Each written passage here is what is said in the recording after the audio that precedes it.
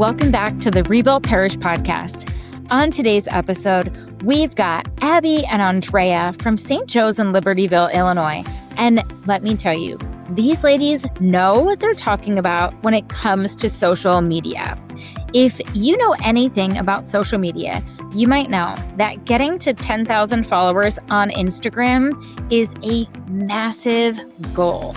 This is something that these two have been able to do, and I can't wait for you to hear how they've done it, how they've worked to build layers of leaders and a team around them to help, and how it's actually helping their parish grow wider and grow deeper. We'll see you inside the episode. Well, hey there, Abby. Hey, Andrea. Thanks for being on the podcast today. Hi, Melissa. Thanks for having us. Hi, thank you. Of course. Well, this is exciting. So, Abby, you were on the podcast with us last summer, so we get to welcome you back. And Andrea, this is your first time. So this is exciting that we get to talk to the both of you today. Yes. Yeah, excited, but also nervous. All good. All good. You two have something so special to share. And this is something that so many people want to learn about, is how to grow your parish social media. And I have to tell you, like, you've reached the elusive 10,000 followers on Instagram, and this is like what we are here to talk about today. But before we get into all that, let's do some introductions. So, Abby, it's been a minute since you've been here, so give us a refresher. Introduce yourself for everyone. Yeah. Hi, my name is Abby Daniels.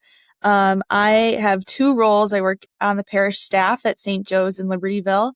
I am our communications director, and then I'm also the co-director of youth ministry. I've been blessed to serve in this role for about 4 years now, and I couldn't imagine myself doing anything else. It's the best.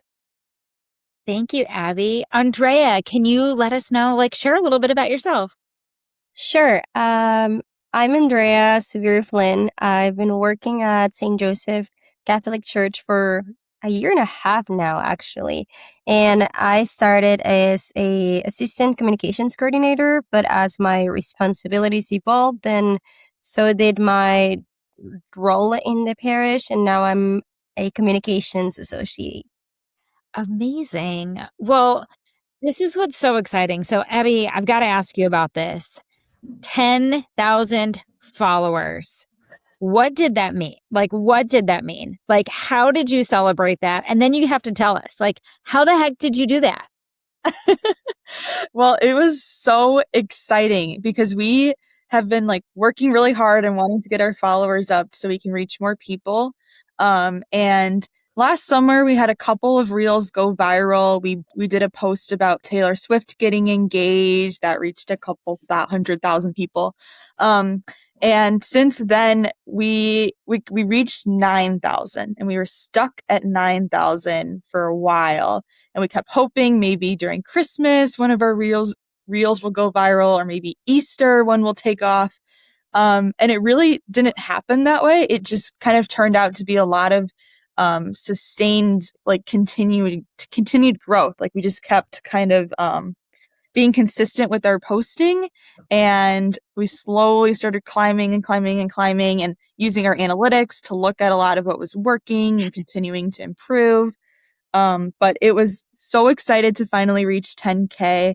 Our pastor, Father Jake, has been such a big part of this, being really willing to help with these reels and cheering us on. And he would check in with me all the time and ask, how many are we at? Are we almost at 10K yet? I'm no, Father, we're still a couple hundred away. But we're just so happy that we finally reached it. And of course, when we got there, we had to get a cake. We had to celebrate at a staff meeting. I got balloons. We were all dancing. It was so fun.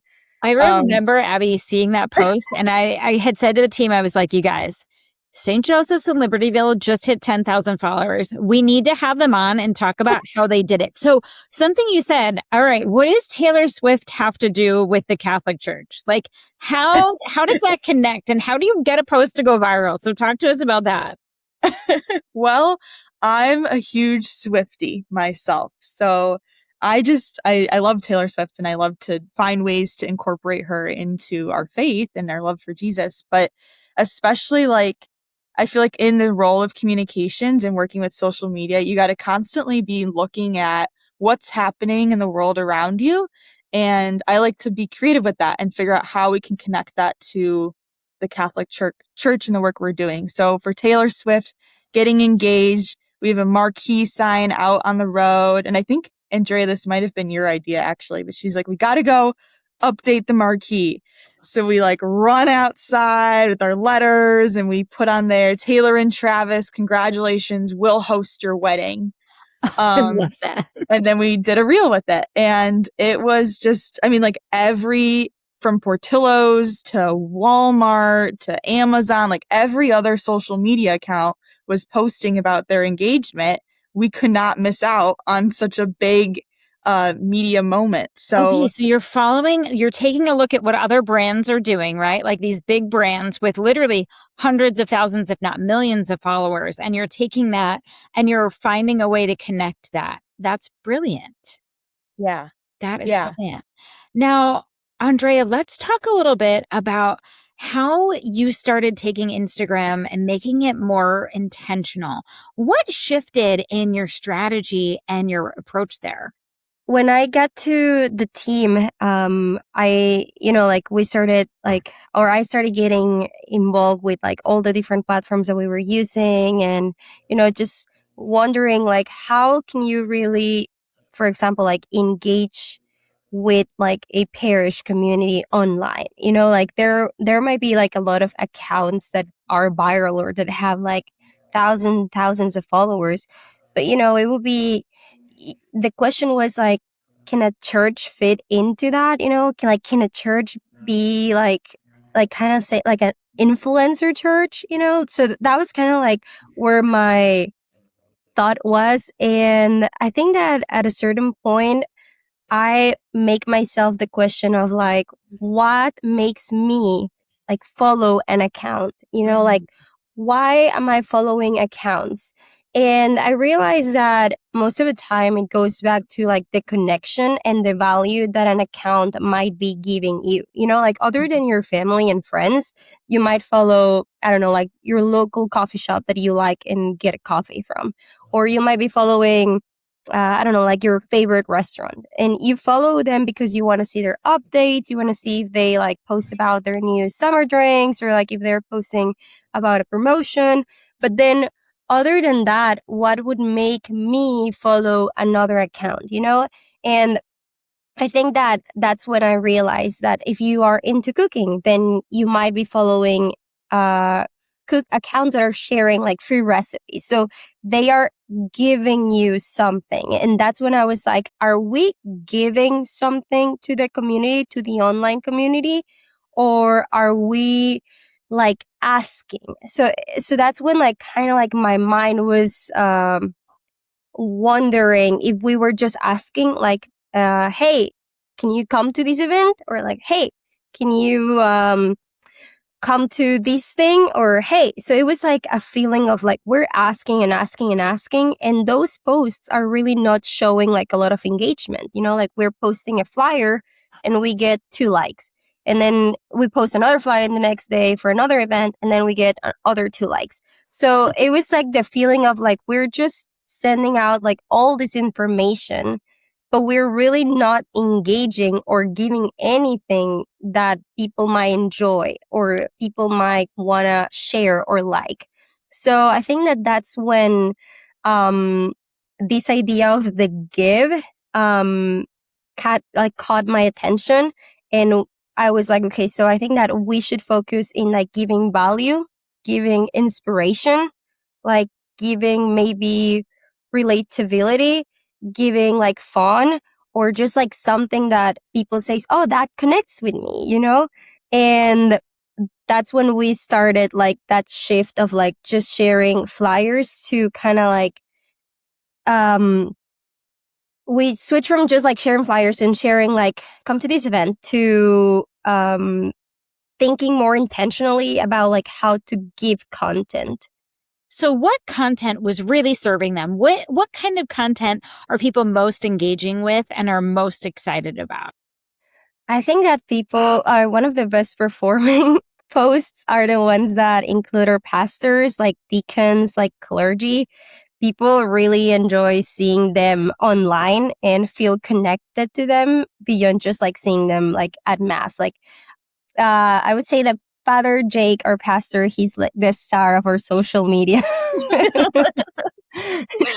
and then also we have been trying to introduce more in like interactive like posts, like inviting people to share things or to like do like dynamics. For example, during Christmas, we had the 12 days of Christmas, and we would make a post sharing something that was happening at the church. For example, like, oh, here is our nativity scene. Like, share yours in the comments. So people would like share the photos, like, you know, they would run to their nativity scene and take a photo, and they'll be like, here's mine.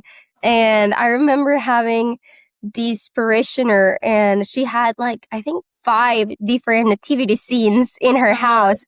And they were like she made a few like handcrafts. So I was like, that's really cool. So it was just like kind of like engaging actually with the community and like creating conversation with them.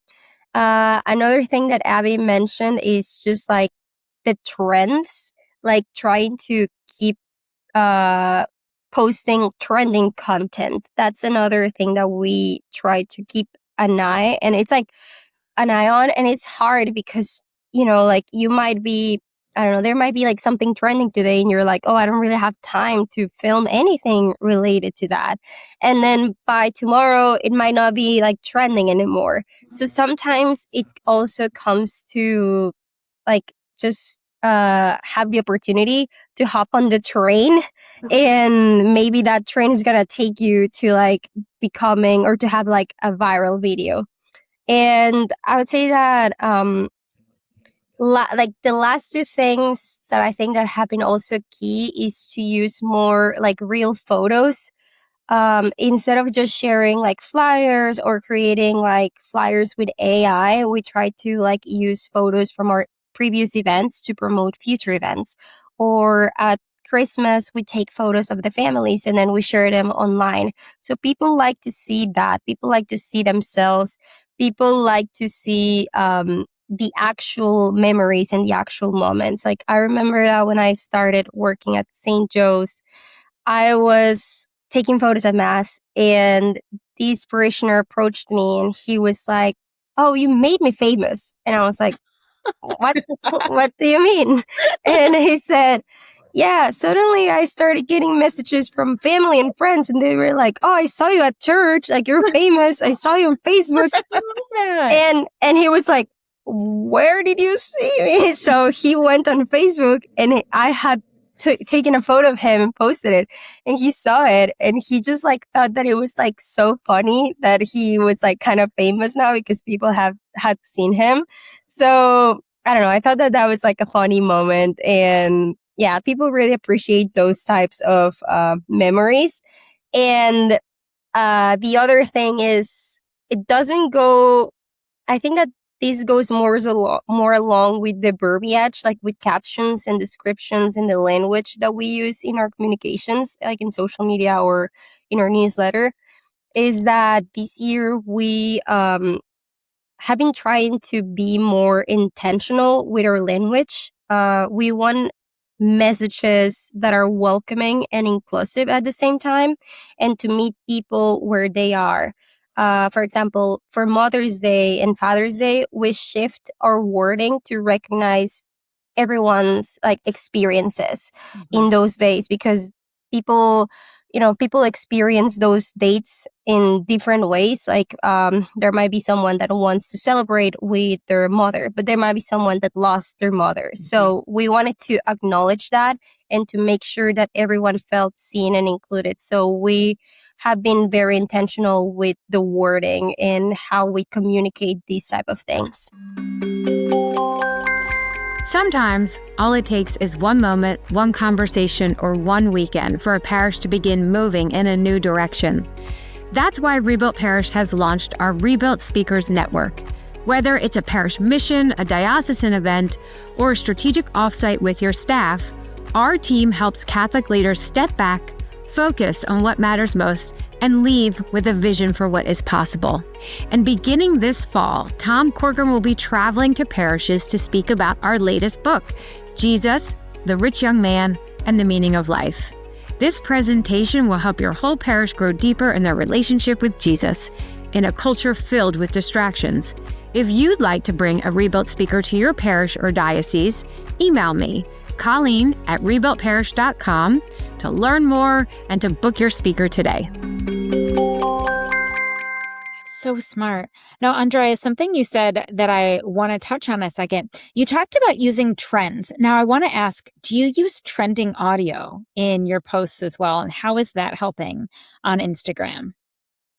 I don't think that we have used a lot of trending audios, especially not the ones that have people kind of talking already. We do use music. Abby might want to say something about that. We do not do that anymore because there's a voiceover, but it was like a woman's voice speaking over our pastor, Father Jake's voice, and we got calls to the parish office. They're like, "Why is there a woman talking when we're trying to listen to Father Jake talking?" And it was like, it's a voiceover. Not voiceover, but have you tried any of the trending music too? I love how Instagram shows you what music is trending. Yeah, we do use trending music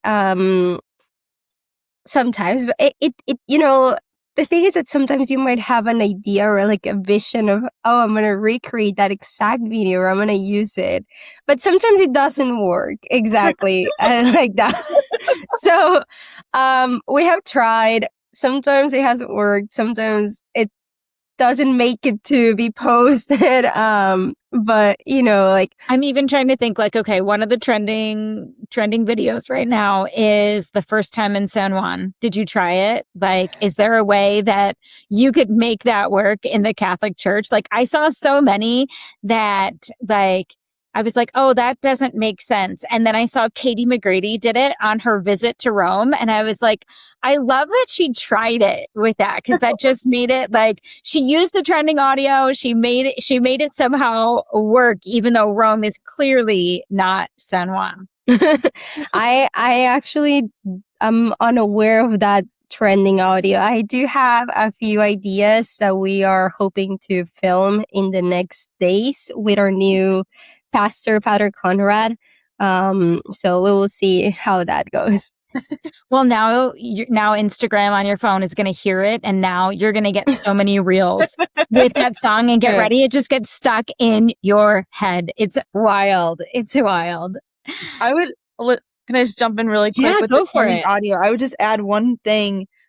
We do try to be very intentional about the language and the audio, like Andrea was saying. So there's a lot of trends out there that the song itself isn't really appropriate for the church. Right. So we do go through and try to vet some of that stuff and just make sure that it's respectful, it's age appropriate for all ages that our audience contains. And it's all about love and bringing people together and comfort and all the good Jesus things. It's not anything that would oppose that. So we do be careful with audios, but we do try to jump on trends.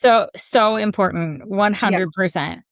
Now, Abby, we know that a lot of our parish leaders feel overwhelmed by social media or even unsure where to begin. So what would you say are some of those first few steps that a parish should take if they want to grow their reach? Yes. Okay. I have a couple of ideas for you. So first, I would say start with just posting pictures of things that are happening at the church. You don't need a fancy camera. You just need a phone. If you've ever taken a photo on your phone and sent it to somebody, it's a similar thing. You're going to take the picture and send it out to your social media audience.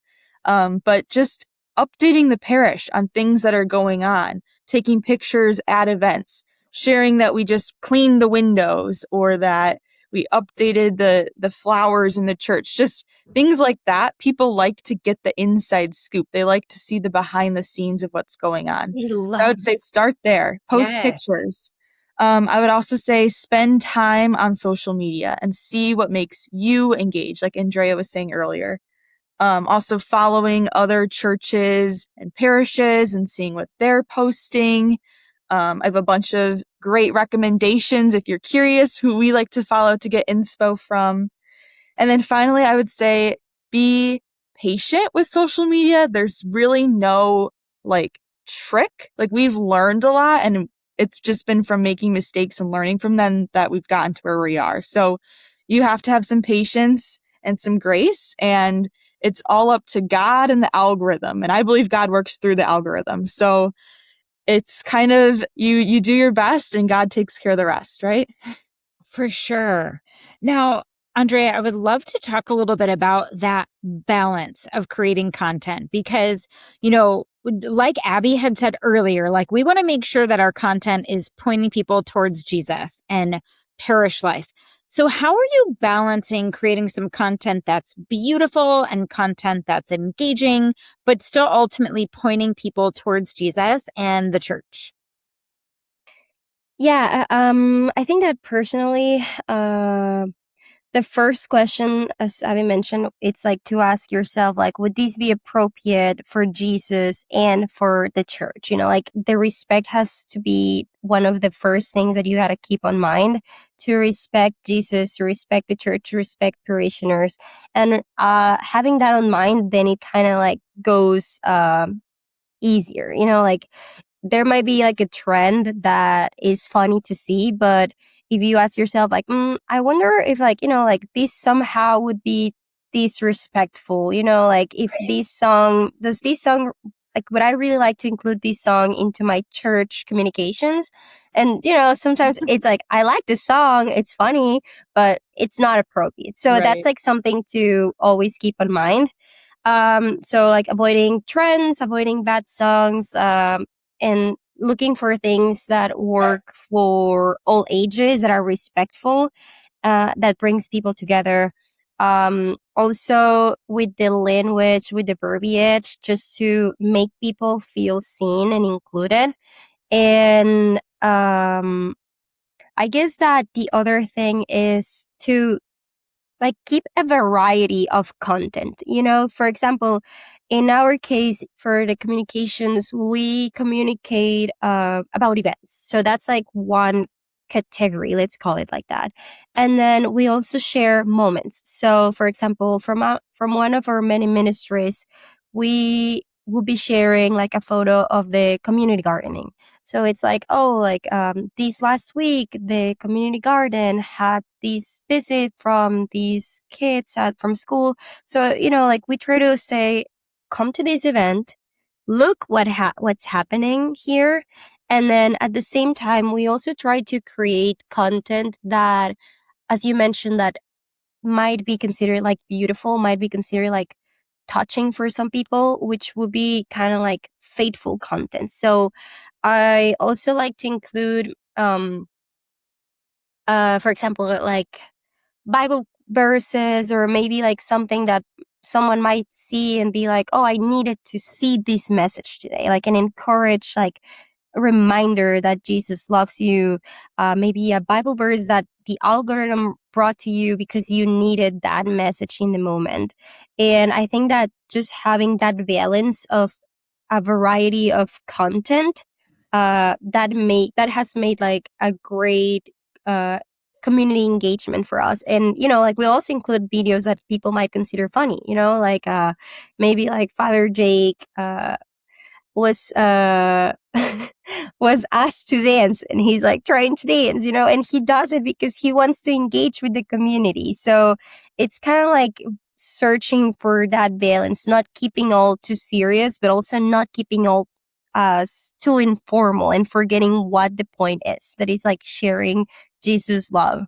I love that you said that, Andrea. Not being too serious, right? Not being too formal, but also making sure everything is still on point. And there's a really fun example of that I noticed on your Instagram today. And it's a video about your young adults, and it's like, will he open the doors for you?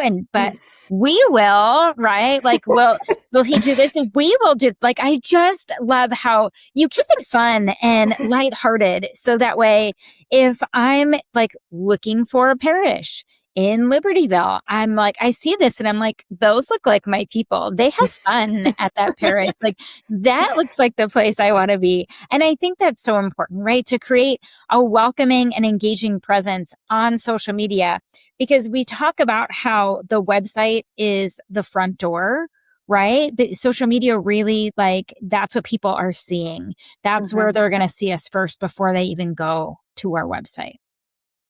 So, Abby, I've got a question for you about systems and habits, because we know that when we put systems and habits in place, that we can have some consistency without feeling like the workload is taking over. So could you share some of those systems, habits, and maybe even planning rhythms that are helping you stay consistent on social?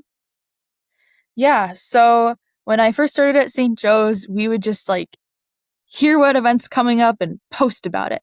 And it was very reactive. And I mean, that's just the way it was, right? And I was like, I have like other things I've got to get done around here. I can't just spend every day sitting here posting. So we created a content calendar where we kind of map out for the next month or so, what we're going to be posting. Andrea and I would meet and we would kind of go through just some trends or some ideas that we had, and then also look at all of the events and things we have going on and kind of find a good balance of like, when are we going to promote stuff and when are we going to give stuff? And we try to do this like 8-to-1 nourishment ratio is what we call it, which the idea is for every one thing that you are asking, you are giving them 8 things. And it's very hard to achieve. I found it from some other podcast, but wow. That's kind of the idea. You want to continue to nourish them and give rather than take and ask. So the content calendar has been very helpful. And it also just helps us being on a team kind of keep on the same page about what we're going to be posting and when.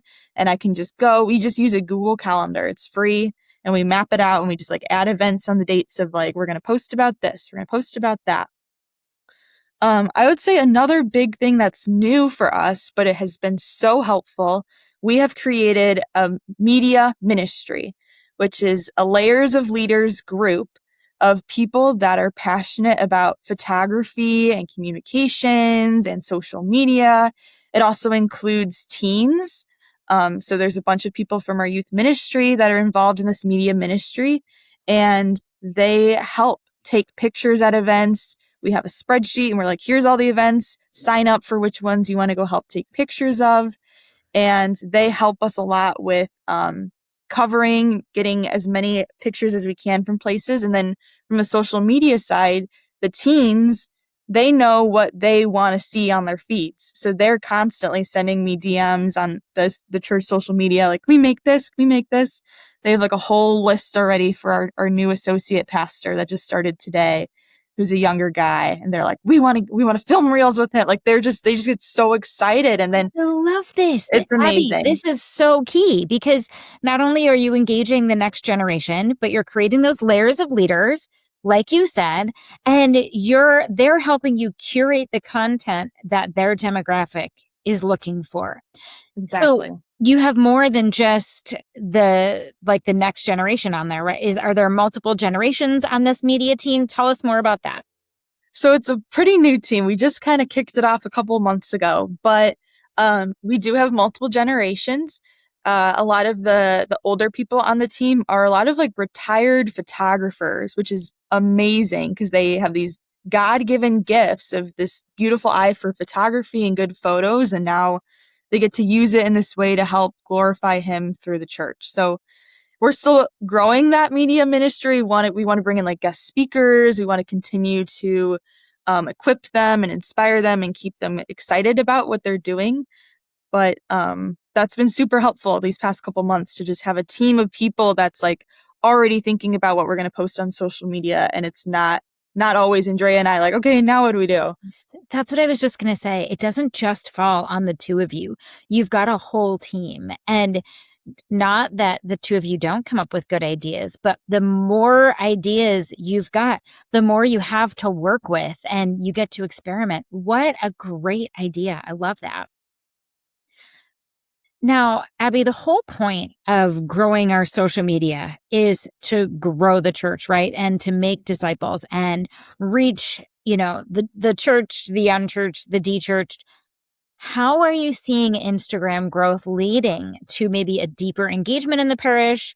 Or even like you are growing wider through mass attendance, people reaching out? Tell us, is it working? I get asked this question a lot, and I still haven't figured out the secret sauce of like how to really measure that. But I will say it definitely creates chatter amongst parishioners. I feel like when I walk through the narthex with my name tag on that says communications, people seek me out to just say like, hey, if you do the social media, I just wanted to tell you like, I'm here because I saw your reel. Oh. And like, there's just a lot of little stories like that, which like, I mean, I get emotional. I'm like, wow, like that's amazing that God's working through that. I will say that it has definitely led to a lot more engagement with our teens. We have a separate youth ministry Instagram account that we let them run. We have a leadership team in our church of teenagers that run that Instagram.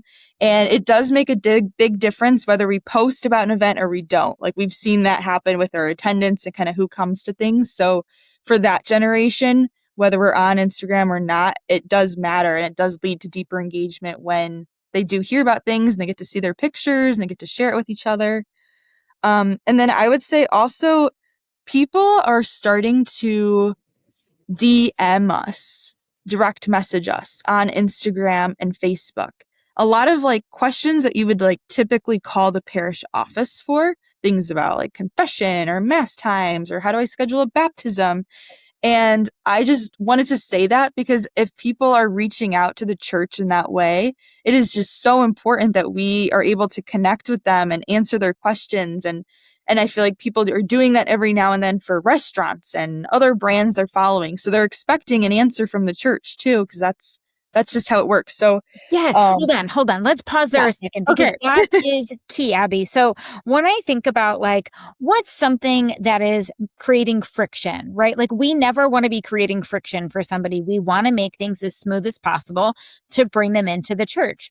So the idea that you can only connect to the parish during office hours, 9 to 4, Monday through Thursday, or whatever they might be, the fact that they can now DM the parish and get an answer on their question, we're meeting them where they're at. Like that is so wise, especially for things like confession and baptism. We know these are things that are bringing people back into the church. And that's critical because they think about, Gen Z, Abby, like we were talking about before we hit record, the fact that Gen Z is not going to want to pick up the phone and call the office to find something out, right? But if they're like, oh, let me just send a quick DM and they get a response, they're going to feel like, oh, this church really cares. I love that. I'm sorry. Continue on.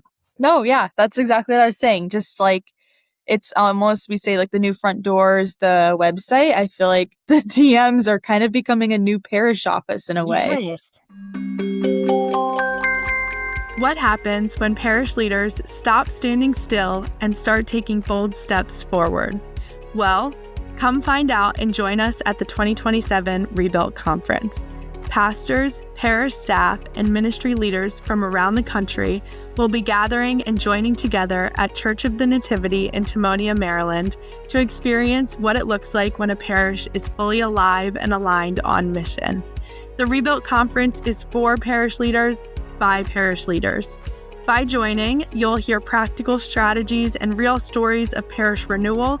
You'll get to connect with leaders facing the same challenges you are and leave feeling encouraged, equipped, and ready to move forward with clarity and confidence.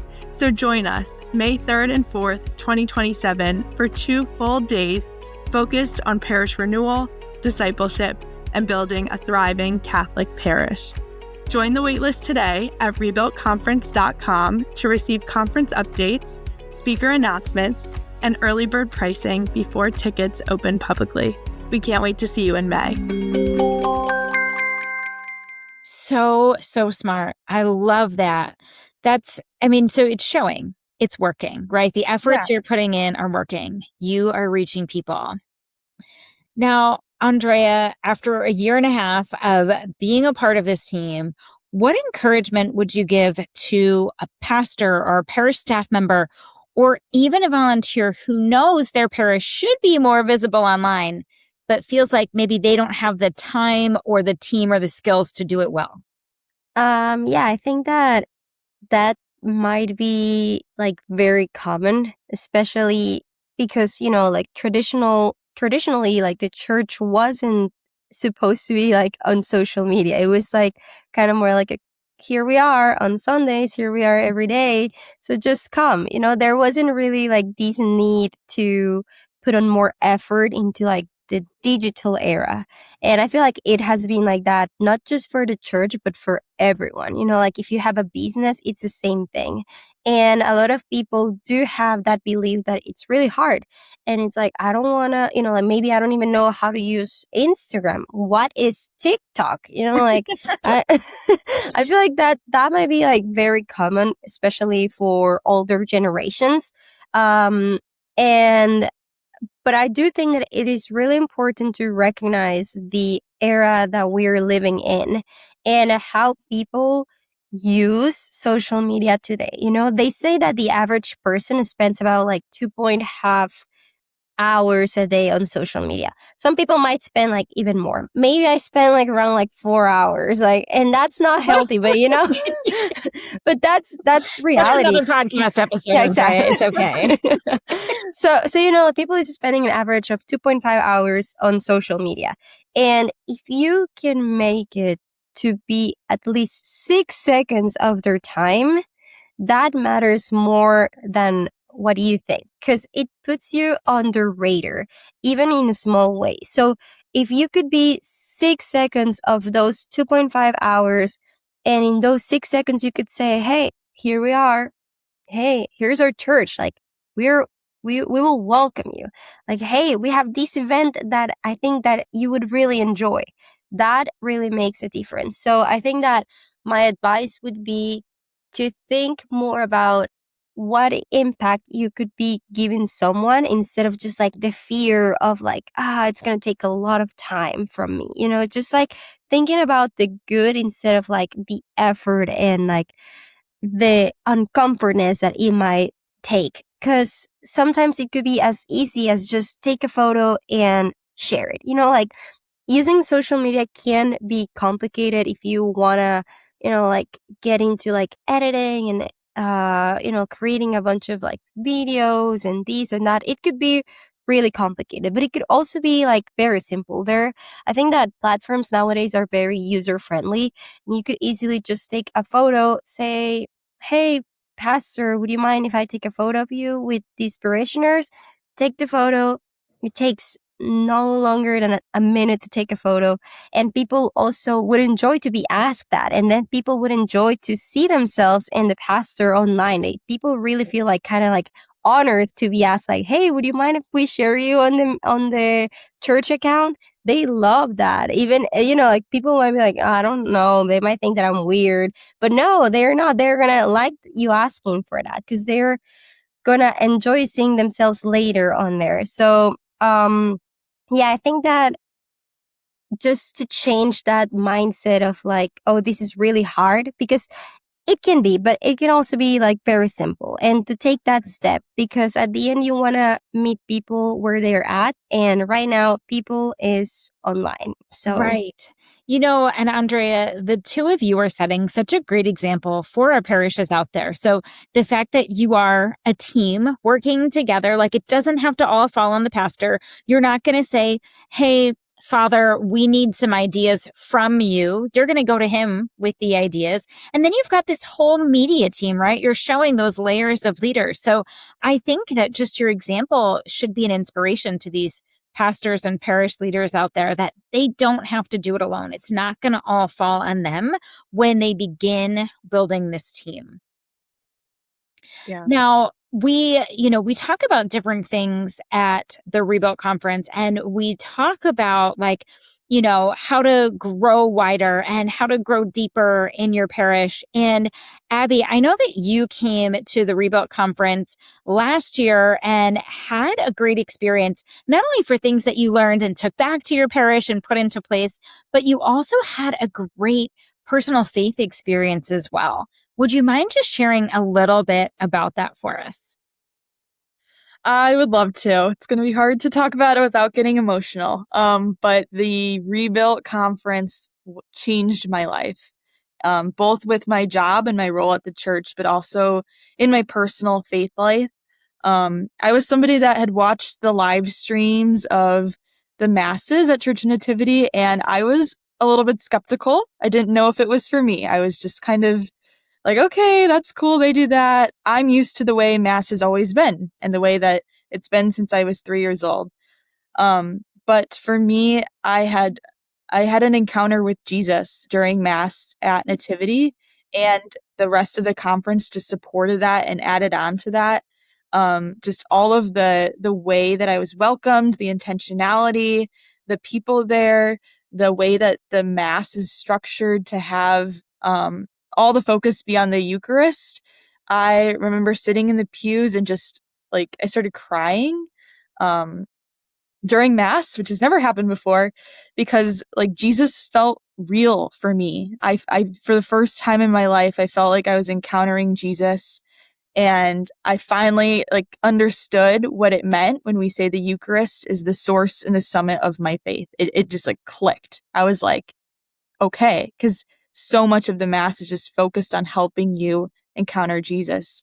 And I remember thinking like, I cannot wait to like bring my friends and other young adults and my family and people that aren't even Catholic. Like I wanted them to come here so that they could experience what I was experiencing. So, I mean, it set me on fire. I feel like I'm still on fire even a year later because of how much I learned at the conference and how that encounter with Jesus during Mass has really fueled my ministry and fueled my passion for what I do.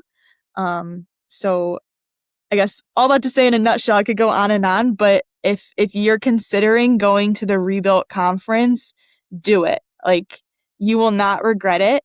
Everybody that I went with, I combined with a couple other churches from the Archdiocese of Chicago. Every single person left on fire, just full of ideas of how we want to do better at bringing people to Jesus. So, yeah, I could go on, but Oh, Abby, and I have to tell you, every time I saw you at conference, you just had the biggest smile on your face. it was hard not to. Entire time, which I think is just a testament to what you just shared, how you encountered Christ at the conference and then everything around it just supported that experience. And you and I had the opportunity, I got to have dinner with you and your team, like all of these parishes from Chicago. We had like probably, what was it, like 4 tables combined of this whole group. But that's one of the special parts about the conference too, is that you grow professionally in your parish life, in your ministry life, but you have this opportunity for personal encounter as well. And then on top of it, you have the opportunity to connect with so many different people from different parishes. You get to connect with the staff from Church of the Nativity. You get to connect with the Rebuilt staff. And I think that's one of the other things that makes it so special, is that you really get to have that intentional time together, which is something we have found that people are really craving since COVID, is having that time together. And so I'm excited that you're coming back for 2027. Oh, 100%. Andrea, we're going to see you there too, I think, because you had said everybody was talking about it like for a straight month and a half when they returned. Yeah. Every meeting. Every meeting. Well, now we can't have you having FOMO. You've got to be there for exactly. I got to join for next time. Yeah. for this time. Well, listen, thank you both so much for sharing your experience, sharing what you've done. Congratulations on 10,000 followers on Instagram. I'm sure people are going to be DMing you now and asking you questions. And Please we will do. make sure, Yeah, questions are welcome. we'll make sure to include the link to your Instagram in our show notes as well. That way people can follow you and they can take a look at what you're doing and getting some ideas for their own parish. Well, thank you again. And to our listeners, thank you so much. We will see you next time.